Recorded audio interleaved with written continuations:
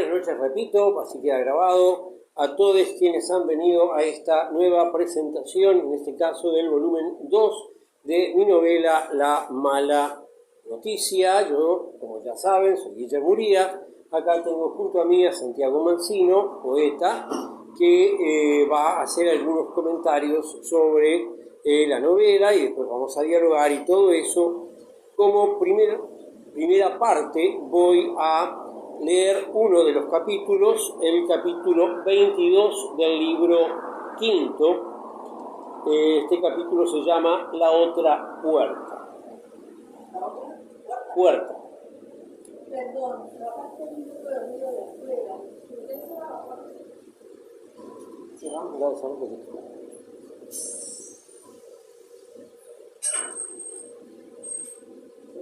Bien, vamos a ver si ahora queda un poquito mejor. En aquel día murió Raquel. Poco antes de que el sol se pusiera, cesaron sus estertores, que por pocos minutos se mezclaron con los primeros de Johannes, que moriría cuando la aurora anunciaba la siguiente claridad. Rebeca se sorprendió de cómo ahora podía dormir, mientras alguien roncaba su muerte, cosa que al principio le parecía imposible. A la mañana, un aire seco y frío del noreste vino a incomodar la tan avanzada primavera. No recordaba qué fecha era y se esforzó en hacerlo.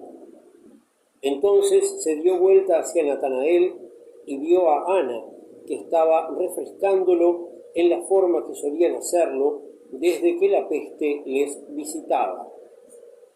Hoy es su cumpleaños, hoy llega a la mayoría de edad, dijo en un tono neutro, que al no mostrar emoción denunciaba su ausencia. Ana miró a Simeón, que seguía durmiendo casi todo el tiempo, pero a quien la fiebre ya castigaba menos y que nunca había hecho ruidos al respirar, ni tampoco había vomitado, excepto al principio. Y continuó su tarea con Natanael. ¿Puedo traerle algo que le haga bien?, preguntó Jesús, y su madre le dijo que trajera algunas ramas de laurel para colgar de las ventanas y que el aire fuese más fragante. Tras darles la infusión, enviaron a Jesús a buscar agua a la fuente, y ambas mujeres se dedicaron a sacar los dos cuerpos sin vida y llevarlos junto con los demás a un sitio a la espera de la tumba. Era una tarea desagradable, ya que Ptolomeo y alguno más de los primeros en morir ya estaban oliendo terrible. Y además, en algunos casos, como Clopas y Johannes, era una tarea pesada para dos mujeres menudas.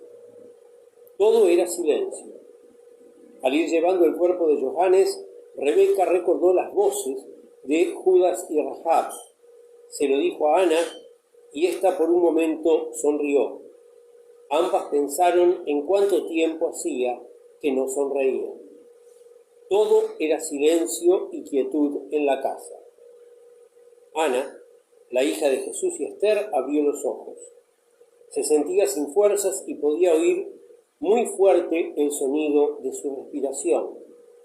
Trató de enderezarse, pero apenas pudo mover la cabeza hacia un lado.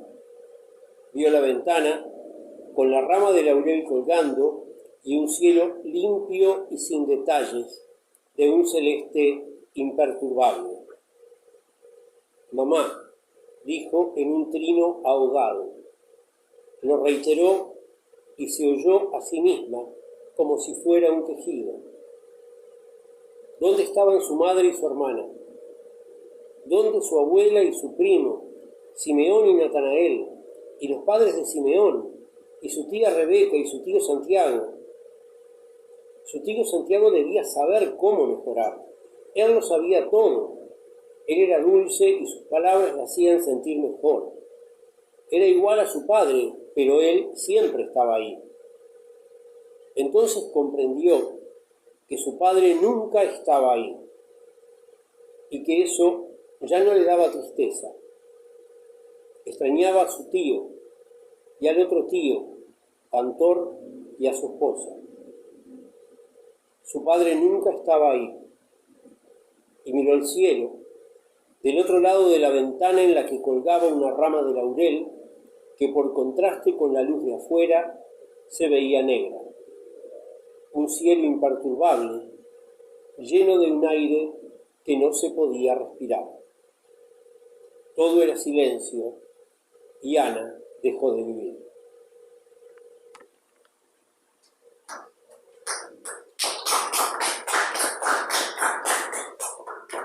Bueno, y ahora le paso a Santiago.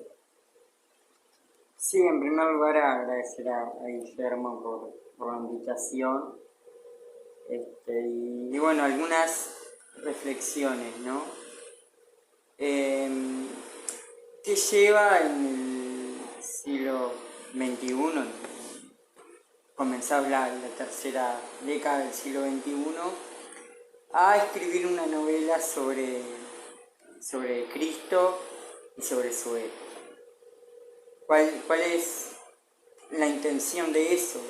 Como un autor puede pensar en eso.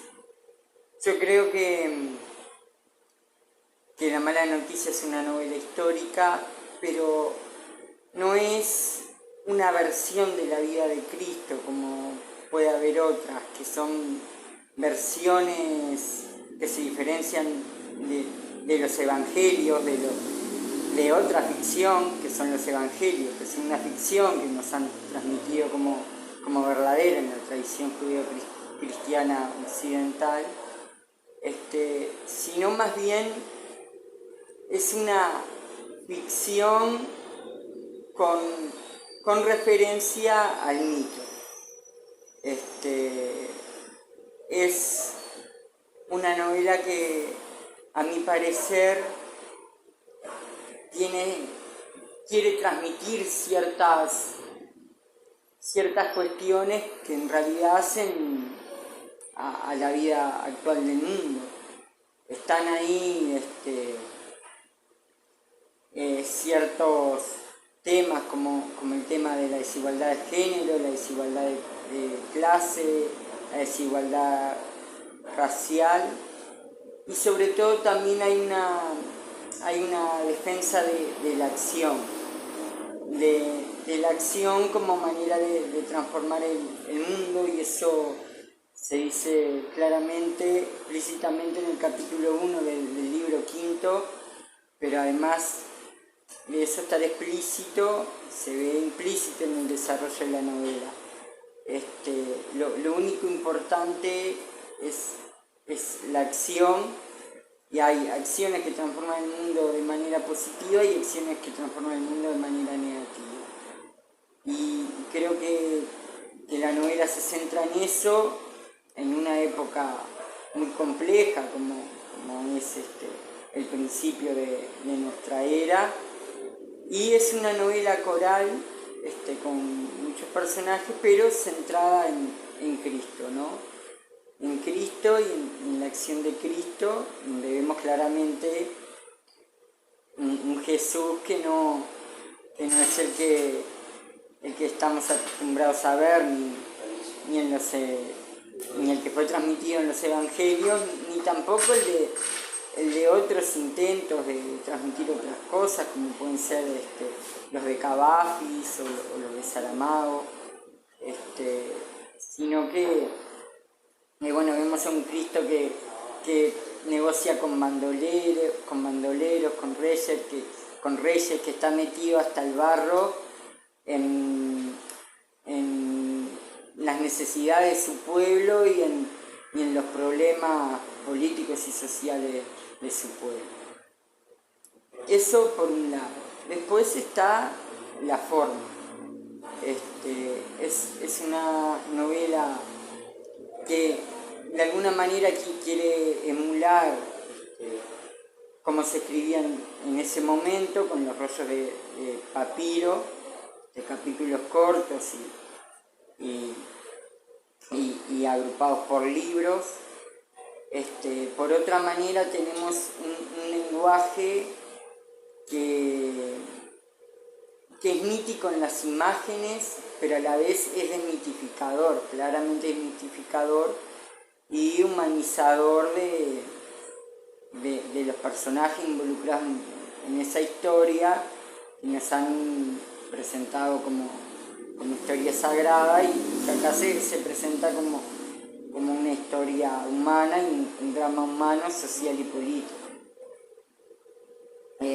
También está el lenguaje inclusivo, que eso es de alguna manera revolucionario. Hay toda una polémica, ya sabemos, sobre el lenguaje inclusivo, y Guillermo en la novela decidió insertar el lenguaje inclusivo, dando también hay una perspectiva de diversidad desde la forma misma.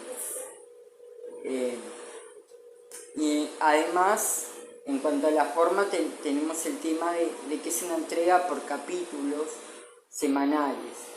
Y esto nos hace recordar a los folletines del siglo XIX, que venían en las publicaciones semanalmente,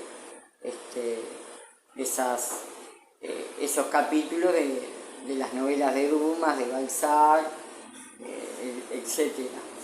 Y eso siguió hasta entradas el siglo XX. Estaban, bueno, Quiroga también escribió folletín. Entonces también Guillermo rescata esas formas, sabiendo dónde cortar, además generando la expectativa para un nuevo capítulo, y ese manejo narrativo es bien interesante. Por último, hay una cuestión que la única misión de la literatura, a mi parecer, es mejorar el mundo. Hacemos literatura para embellecerlo y a la vez para de alguna manera mejorarlo y transformarlo. Y en ese sentido creo que hay mucho en la mala noticia de transformación, porque transforma una visión que tenemos de un personaje determinado, nada menos que el que genera un antes y un después en el mundo occidental, sobre esa época determinada, pero también haciéndonos pensar en la realidad actual. Entonces creo que, como diría él, en esa novela late el Sagrado Corazón de Guillermo, y en eso está el tema de la transformación y de la literatura como transformación del mundo, porque retomando lo que decíamos de la acción, la literatura es sobre todo y debe ser acción. Y creo que eso Guillermo lo tiene claro y lo transmite en la novela. Nada más.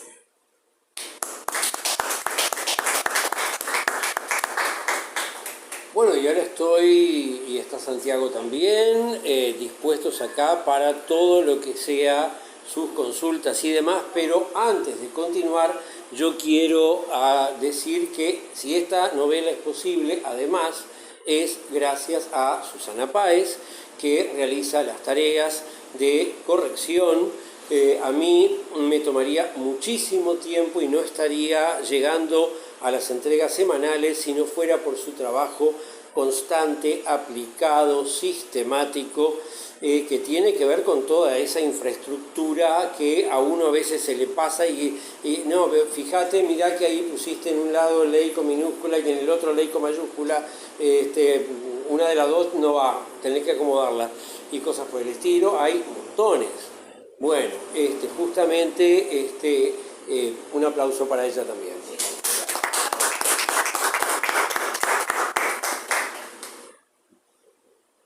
Y ahora sí, pregunten, digan lo que sea, opinen. ¿Mm? Sí, pero después de hablar. Bueno, mientras hablamos también, pero pregunten algo, así tenemos para conversar. Bueno, yo la realidad es que me sorprendió muchísimo que fuera una novela, porque como se llama La mala noticia, yo lo que me esperaba que iba a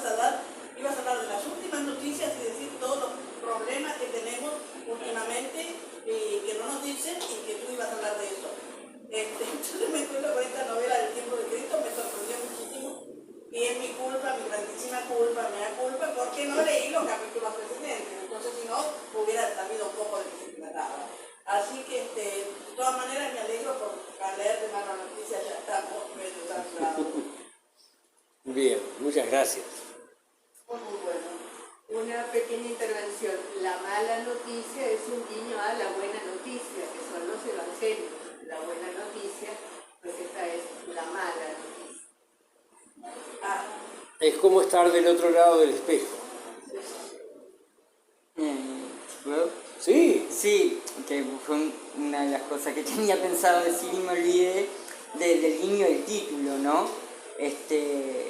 Nosotros conocemos la Navidad, la Navidad es la natividad, ¿no? La noticia, el nacimiento de Cristo, la buena nueva en la tradición occidental.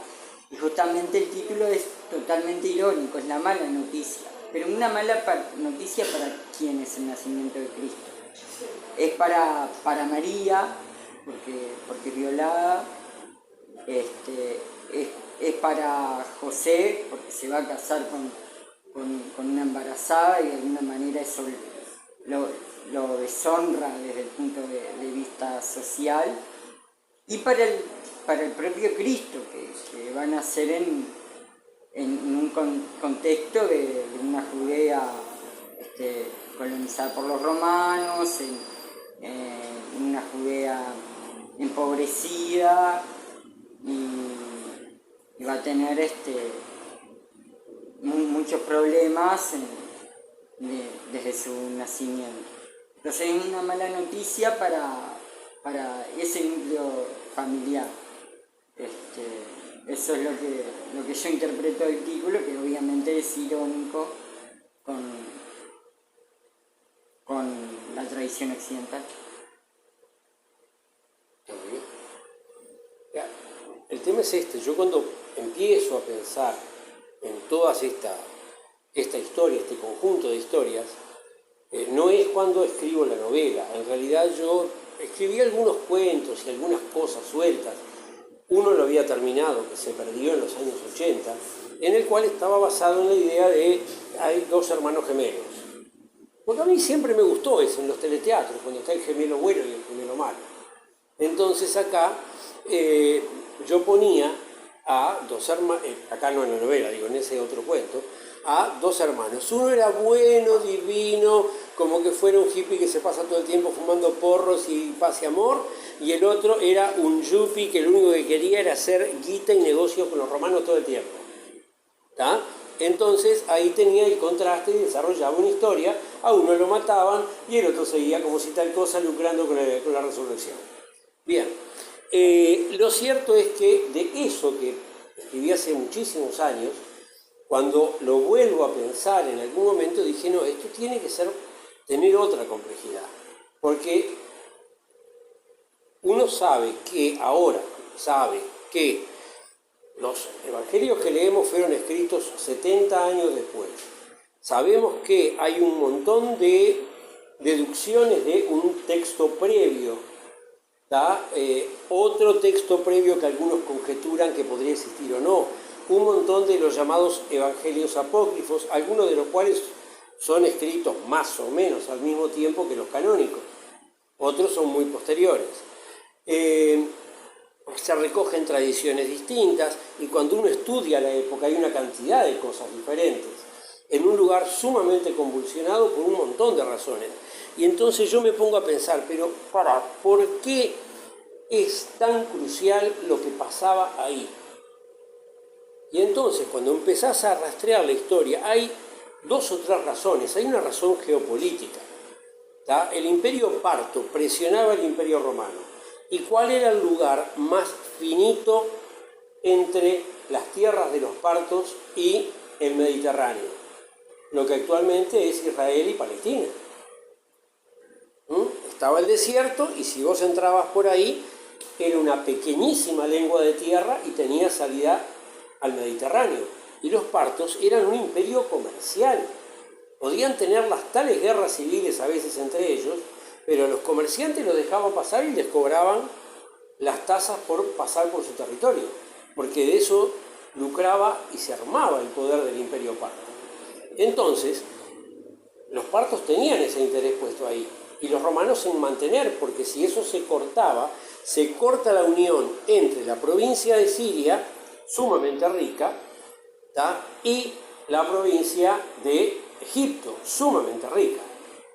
Entonces, en un mundo que la ciudad más grande era Roma, dentro del mundo romano, digo, había otras ciudades igual de grandes en la India o en China, pero Roma, por aquí, y después tenemos como siguientes ciudades más grandes, Alejandría y un poco más chicas, Antioquía y Éfeso, vemos que Alejandría, Antioquía y Éfeso, todas quedan sobre el lado del Mediterráneo oriental. Entonces, la pérdida de ese lugar aísla Egipto de las otras ciudades. No se podían permitir perder ese lugar. Por otro lado, el Imperio Romano no funcionaba como una unidad estatal moderna. Era una especie de confederación de pequeños grupitos, principados y reinos locales, con los cuales iban manejando arreglos que constantemente cambiaban. Empezás a sumar todo eso y tenés un caldo político en el cual podés hablar perfectamente del Frente Amplio en Uruguay. ¡Chao! Más claro, echale agua. Y eso me hizo pensar a continuación en otra cosa, que era mucho más interesante que una novela centrada en Jesús, una novela centrada en la familia. En el primer momento pensé en centrarla en los dos hermanos que nacen gemelos en mi ficción, que son Jesús y Santiago. Pero después dije, no, vamos a darle cuerpo a todo el resto. Y entonces ahí empezás a desarrollar. Y bueno, pero eso de que, vení, síganme, están pescando, larguen todo y síganme, queda muy bien literariamente. Vos lo lees y decís, ¡pah! ¡Qué poder que tenía este! No, pero sí, fue el momento en que le dijo, bueno, es ahora. Ya lo tenían charlado de antes, las cosas se conversan de antes, todas esas cosas están cocinadas previamente. No vas a mandarte una reunión de 5.000 personas y no tener todo preparado. Entonces, todo eso implicaba un desarrollo de una cantidad de cosas y sobre todo pensar el tema de los panes y los peces. ¿Cuánta plata cuesta eso? Eso es carísimo.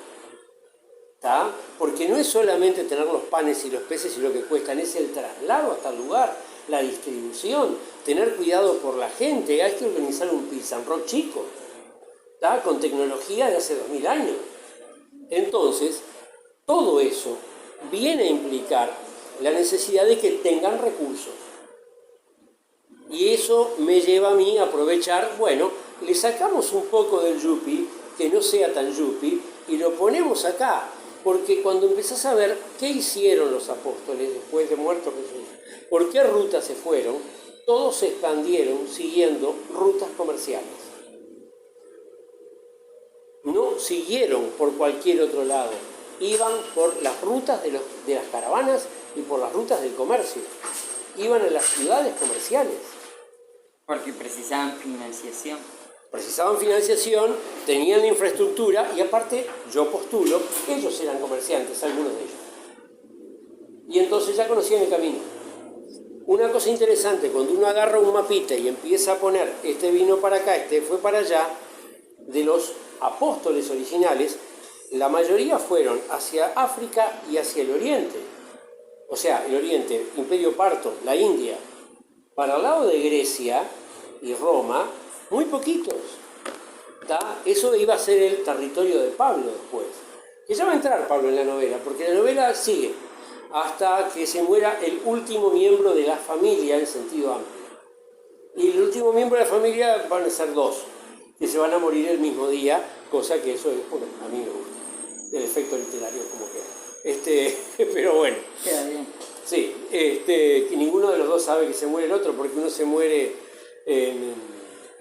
cerca de Jerusalén, no me acuerdo ahora el nombre de la localidad. Al final todos se mueren, es como Shakespeare. Y el otro se muere allá en Éfeso. ¿Tá? No cuento más, cuento hasta ahí.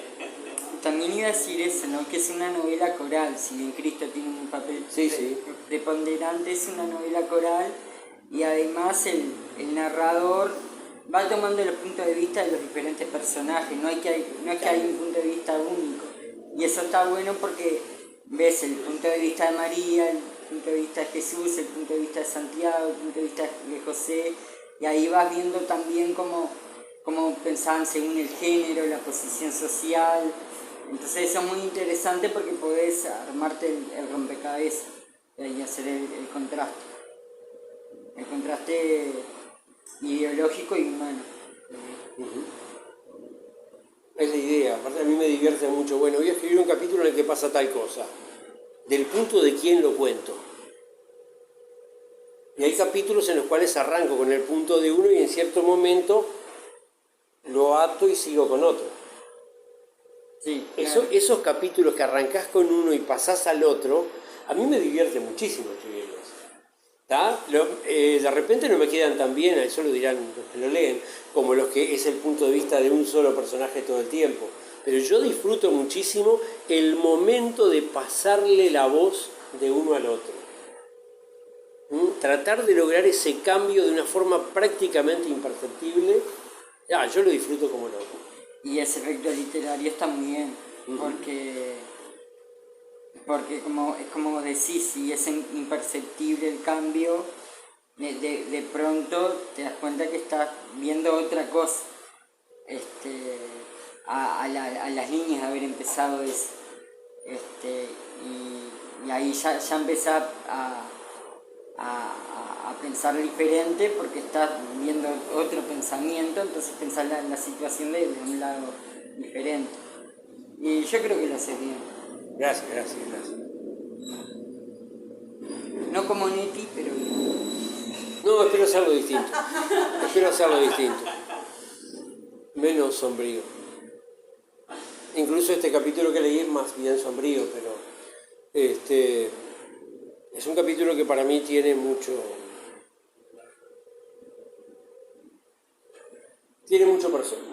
carga mía en ese capítulo. No, yo, ya que Guillermo habla de la parte histórica y todo eso, y Santiago la parte literaria, yo quería decir algo sobre lo que a mí más me gusta, que es lo terrenal de cada personaje, lo carnal de cada personaje.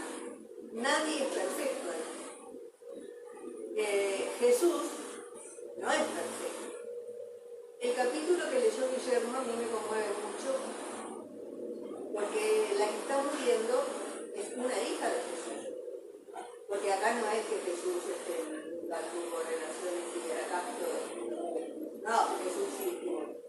Bueno, en la novela, no me quiero meter con los asuntos religiosos, en la novela tuvo hijos. Y la hija está muriendo, una niña, mientras su padre anda por el mundo. Y la niña dice, mi padre nunca está hablando de Jesús. O sea, está ubicando a Jesús con claro, oscuro, como todo. Jesús hombre. Porque ese Jesús no es el Hijo de Dios en la novela, sigo diciendo, no es el Hijo de Dios, no es omnisciente. Todos nosotros empezamos a leer y decimos, sí, ya sabemos lo que le va a pasar. Y el Jesús de los Evangelios sí también sabía lo que iba a pasar, porque era el Hijo de Dios. Este no sabe. El Jesús de la novela no tiene la menor idea de qué es lo que le va a pasar. Aunque todos digamos, ya sabemos. No, pero él no lo sabe. Y también las cuestiones de género. Por ejemplo, María, la mamá de Jesús, la novela se llama Mariam. Mariam no es ni fue el Espíritu Santo quien la fecundó, sino que es una niña de 12 años violada por un Señor poderoso. O sea, el Señor. Es una escena bastante dura, la violación de esa niñita, apenas puber, que va a buscar el agua, la violación, y ella, cuando termina ese evento traumático para ella, que va a ser el origen de su hijo Jesús, de su gemelo, dice, al fin y al cabo de esto se trata ser mujer. Ubiquémonos en la época y ubiquémonos en algo que de repente no está tan lejos ni sigue tan lejos, porque mujeres violadas y niñas violadas sigue habiendo. Está me había quedado pensando en eso, en Mariam, que luego crece, tiene más hijos, obviamente, y bueno, tampoco hace milagros, pero sí cura gente. Tal vez de ahí viene lo de su fama de milagrera, de hechicera, de curandera, o de recémosle porque nos va a ayudar. En la novela, estoy diciendo, las creencias de cada uno son de cada uno. Estoy hablando de la novela. Bueno, eso, el tema de género, el tema el lugar de las mujeres, también el de los hombres, también el de las disidencias sexuales, el de los que no son, entre comillas, como hay que ser, según algunos, todo eso. Todo eso está tratado y todo eso tiene una actualidad tremenda. Muchas gracias. Es interesante cuando Mariam está con Filón, que ahí en la novela dice, los recordaría como los mejores años de su vida, porque son los años en que cuando José está postrado, que ella puede ser libre. Nunca fue libre y solo tuvo un atisbo de libertad en esos momentos. Eso es bien interesante y es muy fuerte desde el punto de vista de género. Es cuando ella se da cuenta que ser mujer no tenía por qué ser aquello de ser una niña violada, de ser casada con un primo viejo que no le interesa para nada, y tener hijos. Se da cuenta que ella como mujer también tiene derecho al placer sexual, ni más ni menos.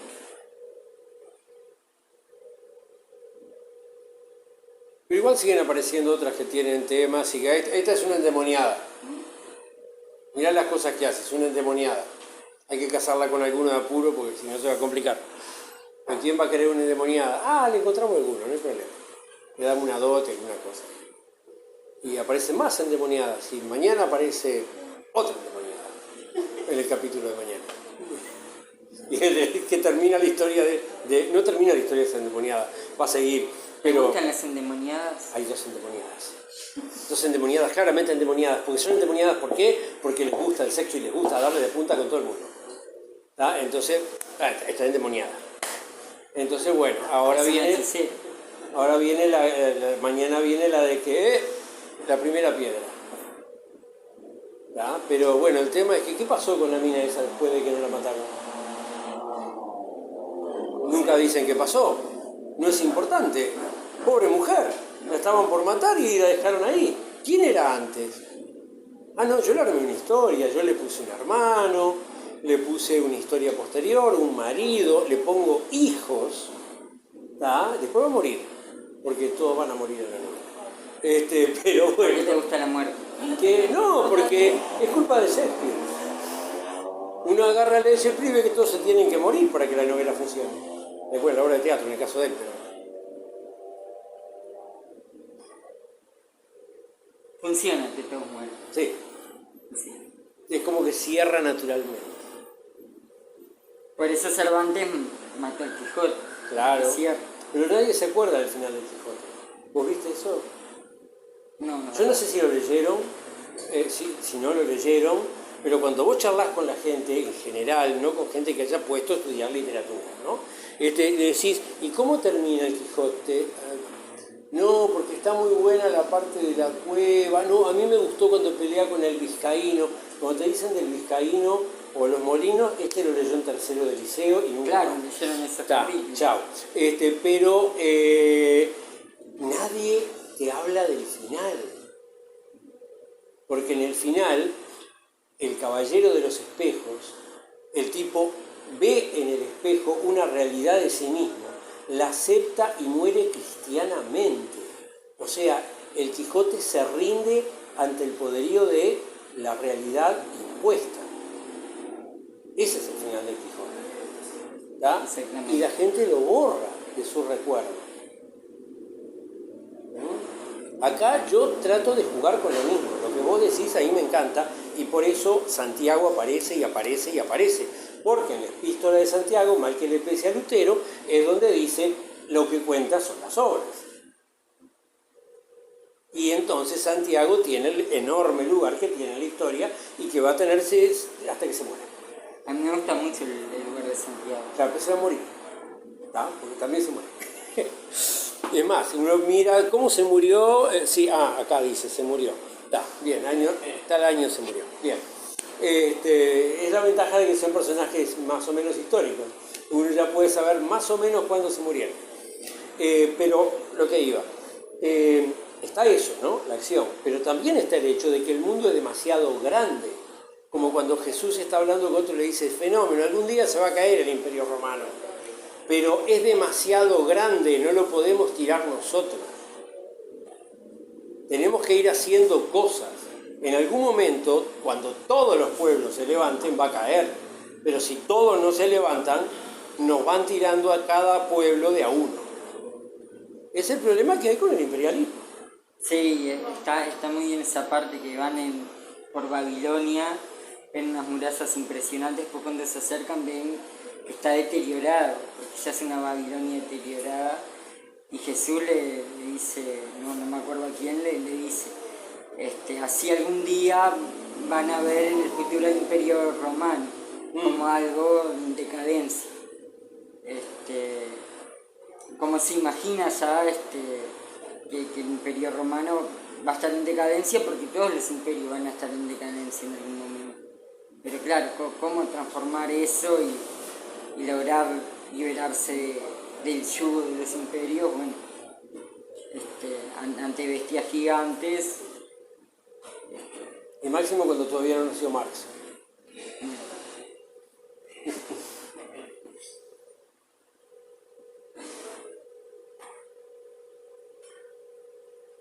Había guerrilleros por ahí. Bueno. Había, pero eran foquistas. Y no, foquismo no. Hay que organizar un partido de vanguardia. La próxima podés escribir historia de MLN judeo. Ya viene eso. Eso es la guerra de Flavio Josefo. Viene ahí. Esperá, también debo saber de quién es hijo Flavio Josefo. Interesante. Con eso me divierto mucho. Flavio Josefo es un historiador, escritor judío que peleó efectivamente en la revuelta del año 70 y después fue esclavo de Vespasiano y después Vespasiano lo liberó y escribió algunas obras, Antigüedades Judías y Historia de los Judíos, y otra más que es un relato polémico, o sea, un relato en el cual polemizan dos posturas y él quiere mostrar por qué hay ventajas éticas en el judaísmo.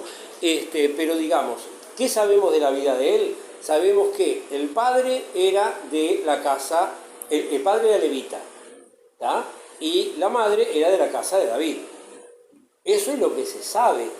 Y se sabe que se llamaba Yosef ben Matillahu. O sea, José hijo de Matatías. Sí. ¿Tá? Matatías es el nombre completo. El diminutivo de Matatías tenía dos diminutivos. Uno era Matías y el otro era Mateo. O sea que es hijo de un Mateo o de un Matías, porque a nadie le decía Matatías. ¿Tá? ¿De cuál será hijo? Vamos a ver, hay que esperar. Eso no lo cuento todavía. Pero va a aparecer, va a aparecer.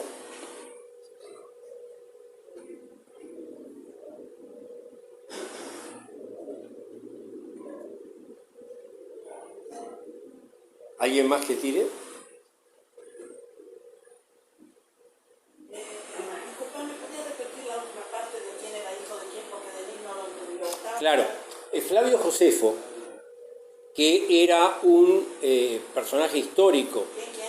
Flavio Josefo se llama. ¿Tá? El nombre de nacimiento de él era Yosef ben Matatías. ¿Tá? Después fue esclavo de los romanos y lo liberó Vespasiano. Como Vespasiano era de la familia Flavia, pasó a tomar el nombre Flavio Josefo. Y él es escritor, escribió una cantidad de libros muy interesantes que traen un montón de información sobre esta época que no hay en otras fuentes de repente. Entonces, ese personaje, sabemos cuál es su relación familiar. Su padre era de la tribu de Leví, era levita, y su madre era de la tribu de David, era de la casa de David, o sea, una subparte de la tribu de Judá. Entonces, sabemos eso de Flavio Josefo. Yo con eso lo meto donde literariamente me queda más agradable. Y divertido. Sí, sí. Divertido. Porque el tema es que, bueno, ahí agarraron y se levantan y pum, porque coincide. ¿Tá? Los foquistas, los cealotes, se van a aliar por una vez con los saduceos. ¿Tá? Y ahí se pudre todo. Porque se creen que pueden controlar. Ah, me olvidé, perdón. Porque aparte del factor geopolítico del lugar, hay otro factor importantísimo en ese lugar. El tesoro del templo. Se calcula que el tesoro del templo era más grande que el tesoro de Roma.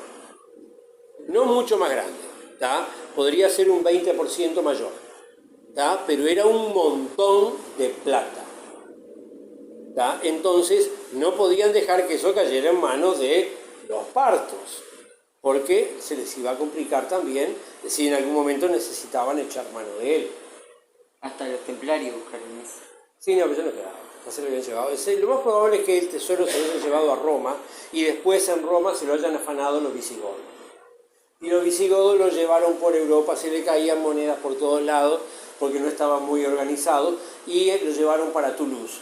Y después de Toulouse seguramente lo que les quedó del tesoro lo deben haber llevado para la península ibérica, donde llegaron los árabes y dijeron, mirá qué lindas piezas de la antigüedad romana.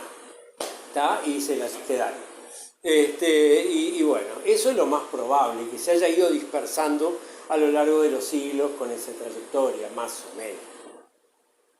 Algunas piezas las habrán fundido para hacer moneda. Entonces no podemos encontrar el tesoro del templo. Pero está el tema de el cáliz sagrado y el santo grial, que se inventaron como le dicen, bueno, fenómeno. Tenemos 2 copas. ¿De dónde salen las copas? ¿Por qué hay las leyendas que hay con las copas? Bueno, a mí me gusta jugar con lo que la gente dice. De vez en cuando lo estoy poniendo. Después va a empezar a pasar más. Que la gente diga cosas que no tienen pie ni cabeza y estos muchachos se agarren la campera. No les podemos que no digan eso. En la novela. Sí, y la gente va a andar diciendo cosas por ahí.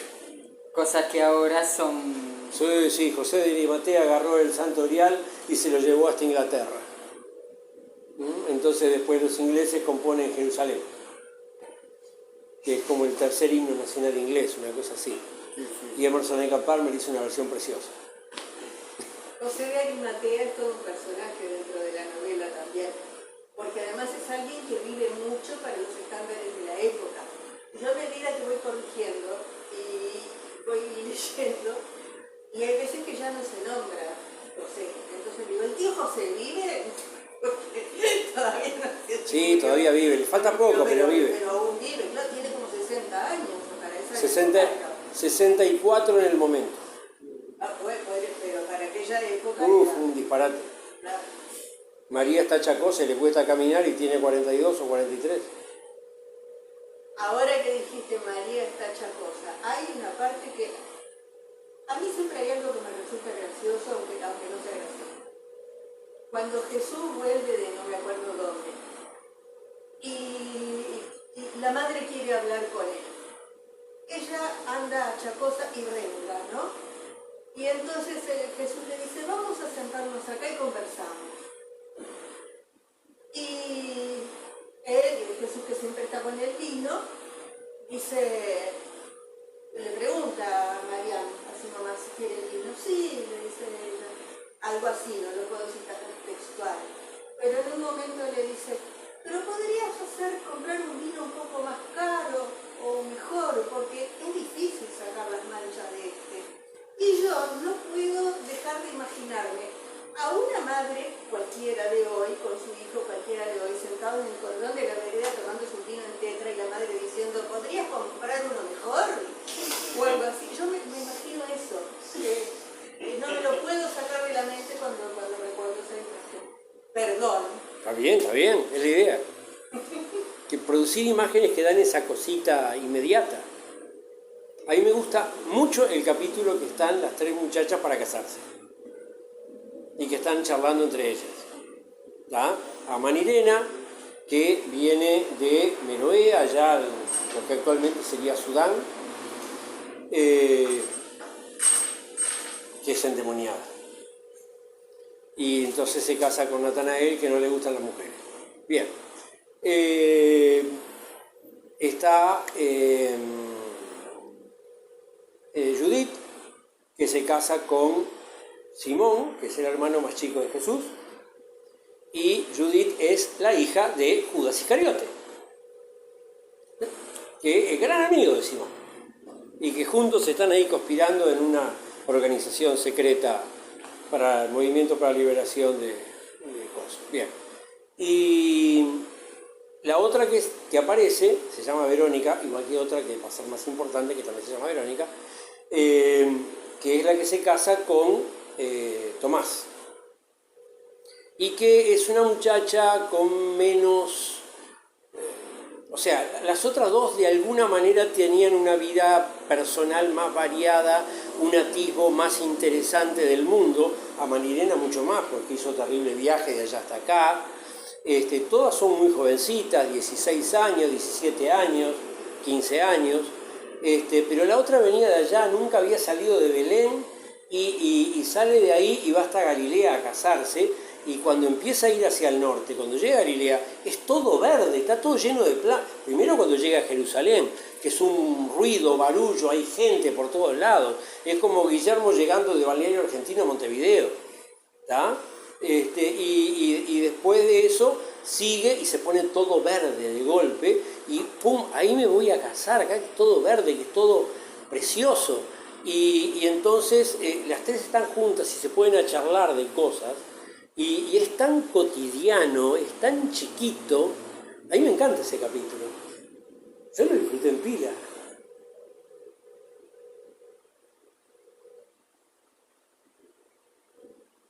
En esto es un trabajo con las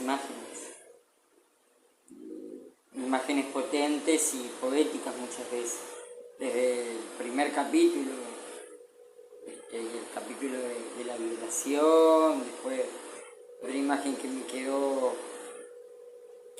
grabada, por ejemplo, es la de José, padre de Jesús, arrastrándose con la piedra para matar a Simón.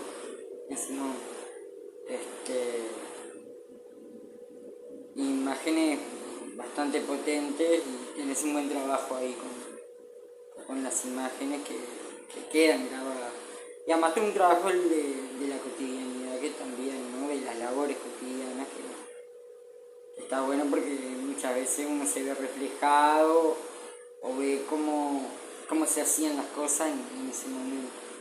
Y por eso hay tantas bodas y tantos nacimientos y tantos muertos y todas esas cosas cotidianas. Y hay que comer en tal lado y nos juntamos a charlar de lo que vamos a hacer. Hay muchas conspiraciones. Ah, sí, eso me encanta. ¿A vos te gustan las conspiraciones? Sí. Aquel dijo, esto es de la cocina de la humanidad.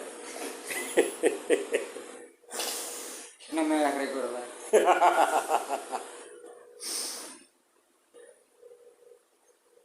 Aquel estaba señalando a Guillermo Noble, para que quede grabado, que fue el que hizo la presentación del volumen 1 y que lamentablemente no quedó bien grabado, quedó con un eco horrible, no se entiende nada. Hay un pedacito que sí se entiende, que lo grabó Susana con el celular de ella. Ese pedacito lo voy a subir dentro de unos días, porque lo encontré donde lo había guardado, que no encontraba donde lo había puesto, y buscando otra cosa lo encontré hace un par de días.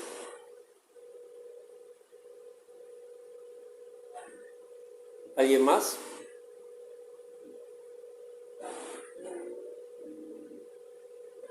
Bueno, así nada, que lean la mala noticia.